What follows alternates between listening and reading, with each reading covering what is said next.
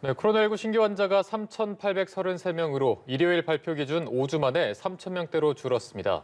하지만 오미크론 변이가 계속 확산하고 있어 안심하긴 이른데요. 또 강화된 거리 두기가 연장되는 내일부터는 방역 패스의 유효 기간이 생깁니다. 자세한 코로나19 상황 전문가와 짚어보겠습니다. 유병욱 순천향대 서울병원 교수와 함께합니다. 어서 오세요. 안녕하세요.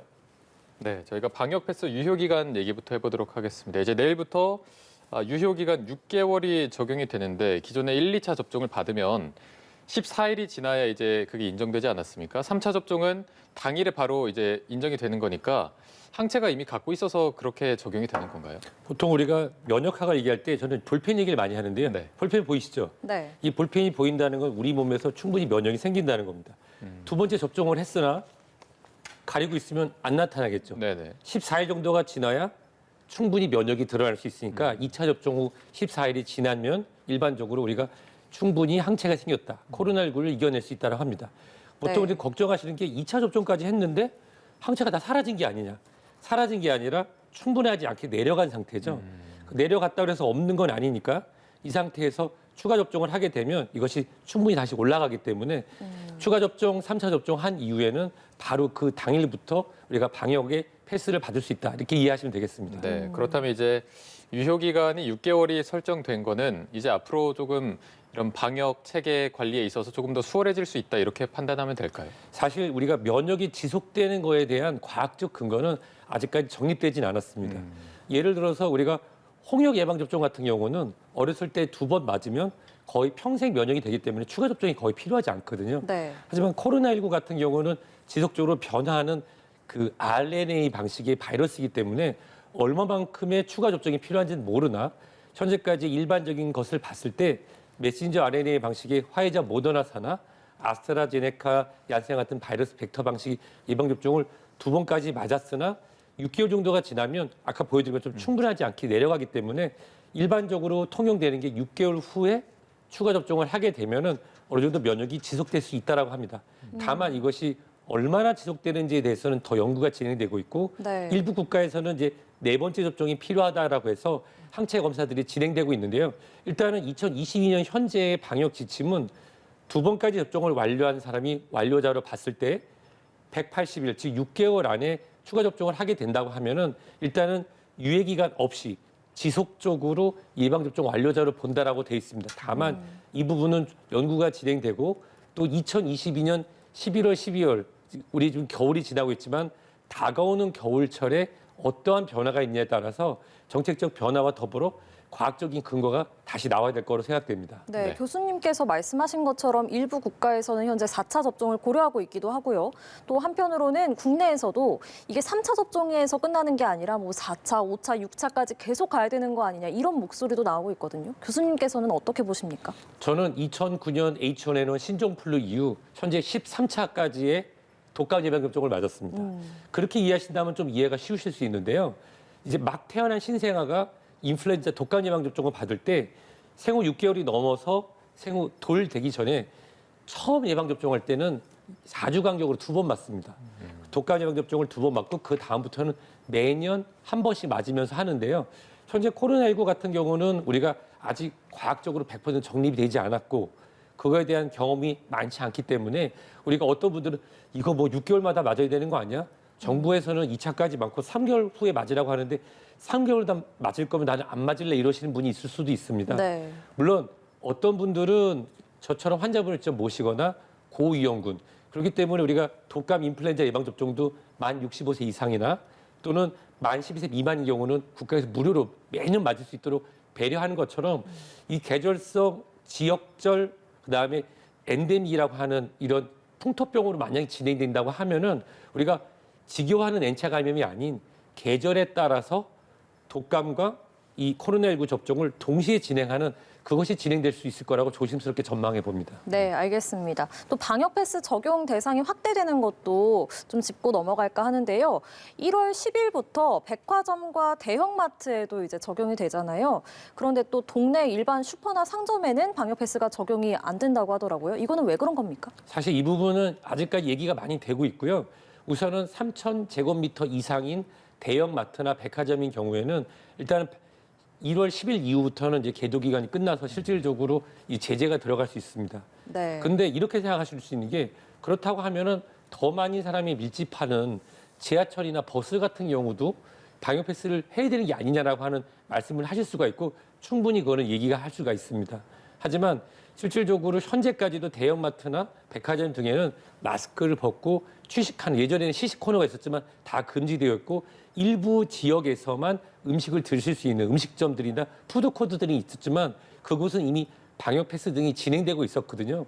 따라 이 부분은 좀 더 많이 얘기가 오가야 될 것 같고요. 다만 소상공인 분들이나 자영업자분들하고의 형평성 입장에서 또 많은 사람이 모일 수 있었다고 하는 입장에서 진작에 시작했어야 되는데 이런 굉장히 입구도 많고 그래서 관리할 수 있는 시간을 줬다고 보고요.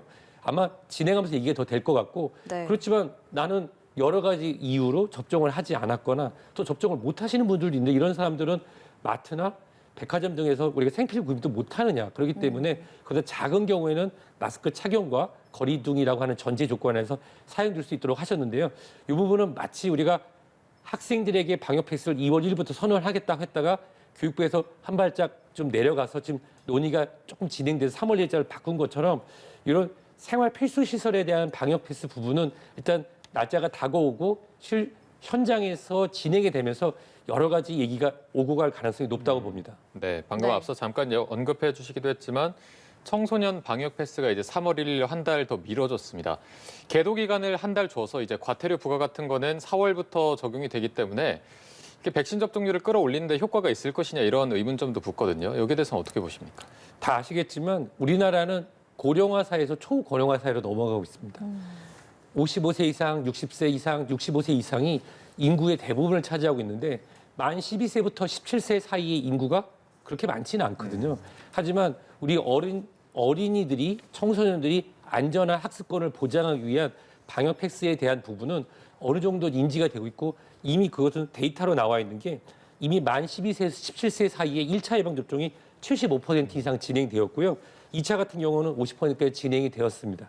다만 아까 말씀드린 것처럼 다양성이 인정되는 대한민국은 헌법이 보장하는 민주국가입니다. 이럴 때 모든 사람에게 똑같은 잣대를 구한다는 것은 개개인의 신념이나 또 건강 상태에 따라서 다를 수 있거든요. 따라서 기대하고 있는 거는 현재의 메신저 RNA 방식의 모더나사의 화이자의사 예방접종도 효과적이고 일부 부작용이 보고되고 있으나 비교적 안전하게 사용되고 있잖아요.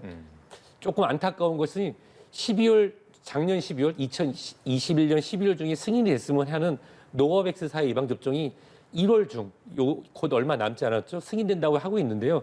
그런 경우에는 B형 간염 예방접종하고 같은 제조 방식으로 만들어졌기 때문에 부작용이 적을 것으로 알려져 있어서 이런 경우에는 청소년들의 예방접종률을 자발적으로 끌어올릴 거라 생각되고요. 다만 아까 학습권 말씀을 드렸는데 공정한 학습권을 위해서 방역 패스에 대한 그러한 것도 좋지만 실질적으로 공정하게 같이 공부할 수 있는 왜냐하면 학원을 못 가게 되는 친구들이 다른 도움을 받아서 과외를 받거나 집에서 하게 된다면 거기서 우리가 생길 수 있는 차별감이나 이런 부분도 작은 목소리지만 방역 당국과 교육부가 들었으면 하는 것이 제 바람입니다. 네. 네, 지금 3차 접종이 18세 이상을 대상으로 실시가 되고 있는데 지금 해가 바뀌어서 나이도 한 살씩 더 먹게 됐잖아요. 그러면 방역 패스 유효 기간을 적용받는 그 대상도 좀 늘어나겠네요. 그렇습니다. 이번에 이제 대학에 진학을 한 2003년도 학생들 또는 다음 해를 또 기대하고 있는 학생들은 2003년도 학생들은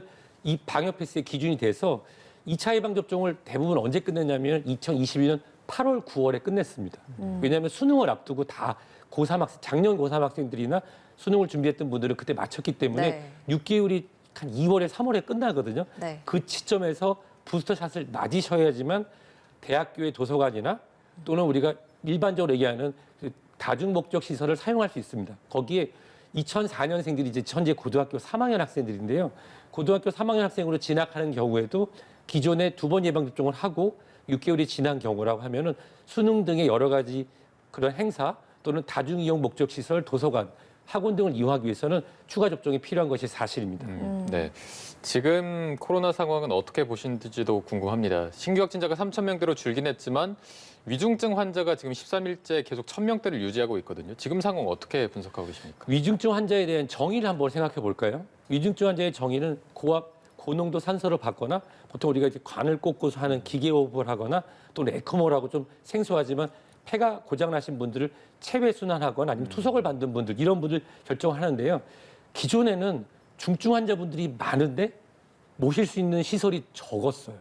그래서 숫자가 적었을 수도 있습니다. 네. 시설이라든지 또는 공간이 부족했기 때문에 현재는 실제로 환자분들을 필요한 분들에게 필요한 치료를 해주기 때문에 통계적 숫자로서 1,000명이 넘거든요. 이러면서 사망자 숫자가 줄고 있다는 거는 위중증 환자 숫자가 1,000명대로 유지되지만 적절한 치료를 받을 수 있도록 기존에는 위중증 시설, 치료 시설에 못 들어갔던 분들이 들어갈 수 있다고 해석이 가능한 거고요. 또 하나는 현재 물론 주말 휴가라든지 또 25일, 26일, 또 1월 1일, 1월 2일의 연휴 휴가 때문에 일시적으로 줄었기 때문에 아마 1월 6일, 7일에 나오는 이런 숫자들이 방역이 얼마나 잘 되고 있거나 또는 이런 사회적 거리두기 효과를 확인할 수 있을 것 같습니다. 거기에 더불어서 현재 중증화율이 1,000명대로 유지되면서 사망률이 주는데 변수는 그거죠. 이제 오미크론에 관련된 건데 네. 아마 이제 오미크론에 대한 발표 등도 좀 변화가 있을 거로 생각되는데 아마 11월 중순에서 2월 말경이 되면 전체 코로나 확진 환자의 50%가 넘어서는 우세종이 될 가능성이 높습니다. 한국은 다른 네. 것보다 늦겠죠. 방역을 잘했기 때문에. 하지만 그런 경우라고 하면은 다시 하루에 양성 판정자, 저는 확진자라는 표현보다 양성 판정이라는 표현을 즐겨 쓰는데요. 그런 분들이 지속적으로 5,000명을 유지하거나 7,000명대로 상회할 가능성은 충분히 있습니다. 다만 이런 것들이 방역이 잘못됐거나 또는 중증화율이 늘어나서 사망자가 증가한다고 하는 증거로 보기는 현재까지는 어려울 것 같습니다. 네, 알겠습니다. 또 이번 달 중순부터는 먹는 치료제도 도입이 됩니다. 이게 게임 체인저가 될 수 있을까요? 어떻게 보십니까? 저는 게임 체인저라는 표현은 좀 자제하는 편인데요. 예전에 뭐 덱타메사손이라든지 여러 가지 나왔을 때 언론이라든지 미국의 일부 정치인들이 그런 표현을 즐겼었지만 네. 저는 이런 말씀을 드리고 싶어요. 타미플루라고 하는 항바이러스제가 나와서 2009년, 2010년도에 범세계적 이런 독감 유행에서 벗어나고 많은 분의 생명을 살렸지만 여전히 인플루엔자 독감으로 많은 분들이 사망하고 있습니다. 그렇기 때문에 이 범세계적인 이런 유행은 막았지만 실질적인 지속적으로 진행되고 있거든요. 또 현재 이 경구용 코로나19 치료제는 두 가지 다 하나는 좀 퍼센트가 높고 어떤 거는 치료 확률이 좀 떨어져 나가지만 둘 다 유효하다고 보거든요. 다만 이것 둘 다 이 변이 뾰족뾰족 튀어나오고 있는 스파이크 단백질의 변동과 상관없이 그 안에 있는 RNA 집접을 작용하기 때문에 생각해보면 우리 몸에서도 세포 분화가 빨리 이루어지는 생식세포, 즉 가임기 여성 남성에서는 여러 가지 부작용에 대한 우려가 충분히 있기 때문에 선택적으로 예를 들어서 만 60세 이상 그다음에 고령층에서 중증화율로 올라갈 수 있는 경증 환자들에게 조기 치료한다든지 이렇게 제한적으로 사용되고 또 공급이 원활하지 않을 수 있기 때문에 게임 체인저라기보다도 위중증 환자 수를 줄이고 사망률을 낮춤으로써 이런 보건당국의 좀 부담을 좀 줄여줘서 여력을 갖고 좀 대응할 수 있는 시간을 벌 수 있는 또 하나의 우리 손에 들어있는 좋은 무기가 될 것 같습니다. 네. 지금 오미크론 같은 경우에는 백신에서도 돌파 감염 사례가 많이 보고되고 있는데 이 방금 언급하신 먹는 치료제로는 오미크론에도 뭐 똑같이 이렇게 효용이 적용이 되는 건가요? 현재까지 나와 있는 의학적인 데이터에서 충분히 효과가 있을 거로 판단이 되고요. 그 이유는 현재까지 많은 주목할 만한 변이, 그중에 5번째가 오미크론이긴 한데 네. 아까 제가 말씀드린 이렇게 싸고 있는 막 안에 뾰족뾰족 튀어나와 있는 전 열쇠라는 표현을 쓰거든요. 사람의 세포를 열고 들어갈 수 있는 열쇠가 델타 변이보다 훨씬 더 많은 오미크론 같은 경우는 열쇠가 많아서 침범해서 결국은 자기 세포 안에 있는 핵심 물질을 넣어서 그것이 우리 몸의 세포를 공격하게 하는데 그런 핵심이 새롭게 전이가 돼서 자신의 그런 자식을 전파하는 과정을 중단시켜주기 때문에 만약에 이런 뾰족뾰족 튀어나와 있는 이러한 변이라고 하면은 현재 나와 있는 경구용 코로나19 치료제는 모두 다 효과적일 거로 생각됩니다. 네, 알겠습니다. 이 오미크론이 델타 변이보다 2.5배 확산이 더 빠르다 이렇게 알려져 있는데 그렇다면 지금 4명 제한인 사적 모임 규모를 더 줄여야 되는 거 아니냐 이런 얘기도 나오고 있거든요. 이 부분 어떻게 보십니까? 12월 31일에 세계의 모습을 한번 봤습니다. 영국 같은 경우는 공공의료가 좀 어렵고 현재 확산 속도가 많아서 대부분 다 문을 잠궜는데요. 시드니 같은 경우는 시드니 타워 하버브리지에서 방역을 지키면서 행사를 했고 네네. 두바이에서 행사를 했는데 거기 전제 조건이 뭐였냐면 이미 오미크론이 지역사회에 많이 퍼져 있다라고 하는 어떻게 보면 방역의 양날 같은데요. 경증 위주로 진행된다는 전제하에 예방접종률이 7, 80%가 넘었다는 전제하에 경증으로 진행되는 것이 마치 부스터샷이나 추가 접종과 같은 면역의 확산세를 한다고 한다면 이 위중증 환자가 대한 부담이 줄고 사망률이 주는 시점에서는 조심스럽게 방역을 풀어가는 것이 사회와 코로나19가 같이 가는 진정한 위드 코로나로 가는 길이 될 것 같습니다.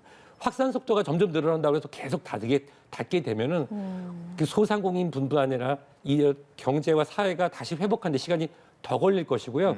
우리가 예전에는 몰랐으니까 걸어 잠그고 닫았지만 이제 확산되는 속도 대비 의료 연장이 충분히 있다고 가정을 한다고 하면은 네. 현재의 것을 더 잠그는 것보다는 서서히 완화해서 오미크론이 대한민국의 경증으로 지나가면서 추가 접종한 사람에게는 아무 증상 없이 지나가거나 또는 추가 접종을 준비하는 분에게서는 마치 추가 접종과 같은 면역의 획득의 방법이 될 수 있는 것에 대해서도 단 전제는 젊고 건강한 분들에 대해서 우리가 방역적 측면과 의학적 측면이 고려해야 될 시점일 것 같습니다. 네, 알겠습니다. 저희가 오늘 말씀은 여기까지 듣도록 하겠습니다.